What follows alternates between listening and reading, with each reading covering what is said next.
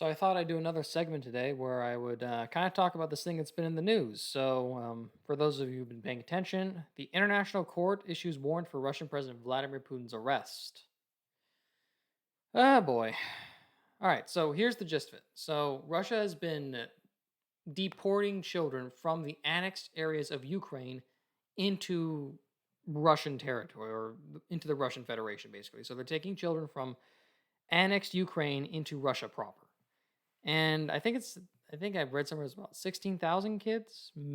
I think that's right, but it could be a little bit wrong. But let's go ahead and get into this article. I'm choosing timcast.com for this because I read a lot of outlets and a lot of them are reporting on this same issue. So we have NPR, we have BBC, we have the New York Post, another story from NPR.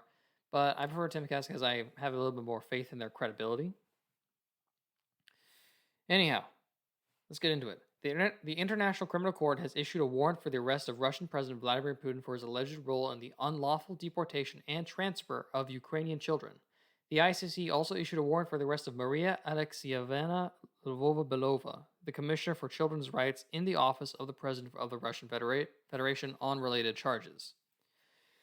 Prosecutor Karim A. Khan KC said in a statement published on March 17th that the pretrial chamber has confirmed that there are reasonable grounds to believe that President Putin and Mrs. Lvova-Belova bear criminal responsibility for the unlawful deportation and transfer of Ukrainian children from occupied areas of Ukraine to the Russian Federation, based on the evidence collected by his office.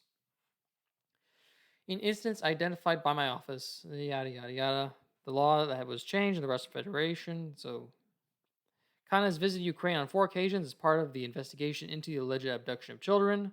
According to The Guardian, the Russian government has been completely overt about its taking children into Russia and placing them in camps or putting them up for adoption by Russian families. Lvova-Belova reportedly said in a recent television appearance that she had personally adopted a 15-year-old from the southeastern Ukrainian city of Mariupol, which is currently controlled by Russian forces.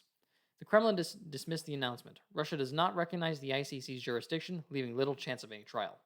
And that's kind of obvious. I mean, obviously, what do you think the odds of the succeeding were? That you would, it's essentially just a virtue signal. You have a big international group condemning Russia for deporting children. I tried to find some information about why it is that Russia is doing it, but I'm having some trouble coming up with reasons.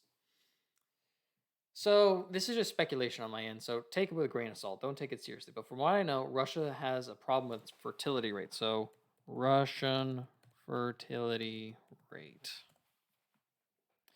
1.5 births per woman. So that's pretty low. And I know that Russia has been getting, or at least Putin has been getting worried about his country's ability to replace its own population. So part of this could be he wants to take the young children from Ukraine and leave them in Russia so that they grow up in Russia and therefore it helps. He's essentially importing youth to make sure that his culture, that his country can survive into the future. And these people are, I mean, they're Ukrainian citizens, obviously, because they're being taken from Ukraine. But the areas that Russian controls has a high density of ethnic Russians. So if these are ethnically Russian children, then they'll probably have a much easier time adapting to the Russian society and the Russian Federation itself. Maybe, I don't know, maybe this indicates that Russia is expecting to have a lot of fighting in those areas. Maybe they're expecting to be pushed back out, or maybe it's just because, I don't know, missiles get flown across the country, things get bombed. It might make sense for them to want to get these children out of the hotspot and to say, we'd rather have these children in our country so that for the next 20 years we have more youth in our country that can get married, have kids, continue the Russian culture, essentially. But yeah, we'll go back to our story. What I want to say, firstly, it's great the international community has oh wait, hang on. That's not quite right. Oh yeah, there we go. Several leaders have accused Russia of committing war crimes since its February 2022 invasion of Ukraine. United States President Joe Biden called Putin a war criminal in March 2022 during a visit from American Vice President Kamala Harris 1 week earlier. Yeah. So basically, so you have U.S. President, Vice President calling Putin a war criminal. Polish President also did that. None of that really helps at creating any sort of peace. It's from just a quick view of the International Criminal Court. I mean, I guess these guys think they have some sort of power within the country. Or maybe it's just pure virtue signal. I'm guessing it's just pure virtue signal because I see no way in which they can actually convince the world that they have any authority in that country unless essentially in a total invasion of Russia occurs and the government is overthrown. You get essentially what is a regime change war. But they are responsible for trying individuals for genocide, war crimes, crimes against humanity, and aggression. So I guess they consider this as part of their jurisdiction, but I don't know. I kind of view it as being about as effective as the League of Nations, I guess I could say. You know, they're important in name only. When it comes to actually getting things done in the country that wants to oppose their will, they're feckless. Yeah, New York Post. ICC judges issue arrest warrant for Putin over crimes in Ukraine. I'm really having trouble finding anything about why they're doing this. So this is the BBC article, so if I control F for why, it's a bunch of articles. But if I could control F for because, nothing. So again, my best bet is Russia probably wants to use this to increase its own birth rate, right? I don't see any other justification for this kind of thing. Why is Russia's fertility rate so low? Let's go into that real quick. Understandably, due to these high rates of alcoholism and economic hardship, women feel less than encouraged to have children in Russia. Russia's total fertility rate is low at 1.6 births per woman. The number represents the number of children each Russian woman has during her lifetime. Yeah, in order to be at replacement levels, you got to be at 2.0. And that's just because it takes 2 people to make a baby, right? So obviously you would need 2 people, or you need 1 woman to have 2 children, essentially, because a man can't have a child, but a woman can. So every woman essentially has to have 2 children to keep the population at least stable. And maybe, I don't know. Right now I'm assuming that Vladimir Putin just wants to stabilize his population, keep it from dipping too low. But there's also the issue that, oh wow, look at this. On this graph we have a comparison. Ukraine's at 1.22 births. The US is at 1.64. So we're not exactly doing much better. Ukraine's doing really poorly. Yeah, I kind of wonder how that breaks down in the Russian ethnicity, or within the ethnicities within Russia, because it's not just ethnic Russians. There are other groups in there, but it's primarily Russian. I don't know. All this seems kind of crazy to me, but Iran, 1.7, Canada, 1.4, China, 1.28. Man, a lot of countries have really low birth rates. I'm surprised Iran hasn't that, only 1.7, considering that. I mean, it's not like they have some stuff that's good in their own respect, but they're a fundamentally conservative, traditionally very traditional country, very traditional Muslim, I assume. It is what essentially controls the country. 1.7 births per woman. I am surprised by that. Yeah, did not expect that for Iran. Didn't really see that earlier. But no, Russia's population is declining. It's been going down since the collapse of the Soviet Union in 1991. Probably poor economy, and apparently alcoholism is also a problem. But yeah, that's about all I have for now. I just really wanted to talk about this because I thought this was pretty big. Well, I didn't really think it was big. It was getting passed around on social media a lot, and I thought I'd spend a little bit of time reading about it and then spend a little time talking about it. This Lvova Belova woman. Nice of her to adopt a 15-year-old kid. Wonder who this kid's parents really were, though. I mean, that's the thing I don't really know. I mean,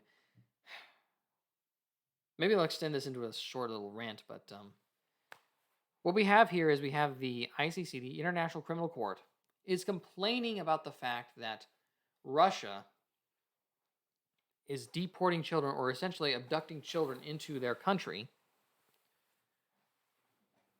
I don't hear them saying anything about the U.S. southern border, right? I mean, it's not exactly the same situation.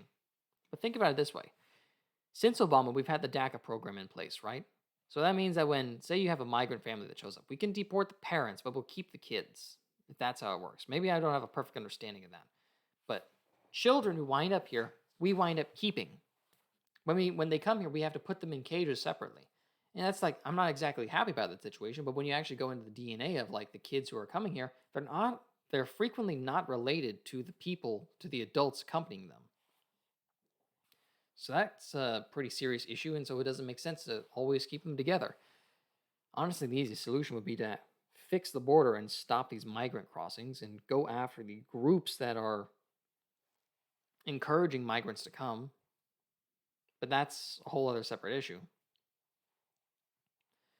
I don't know. Maybe these kids are orphans or something. I don't know. Like they're taking these kids and they're adopting them, but where are they getting them from? I mean, these kids obviously had parents at some point in time. Were they already orphans when the Russians picked them up? Did the parents die in the war or something? I don't know. Let's do a quick Google search. How many children has Russia deported? It's I don't like that term for it. It's more like abducting these kids, but over 16,000 children are thought to have been transferred to Russia or Russian-controlled areas. Russia's forced deportation of Ukrainian children to areas under its control amounts to a war crime. Okay, so there we go, about 16,000, which is not very many, because when we go back and we look at our Russian population, let's go over here. Let's start a new search. Let's see, population of Russia. 143 million. U.S. is 330 million, so we say they're like a little bit less. They're less than half of what we have. Let's refine that search. How many young people are in Russia?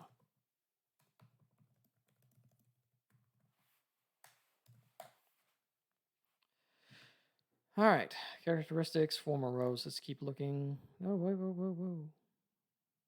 All right, just allow it. Whatever.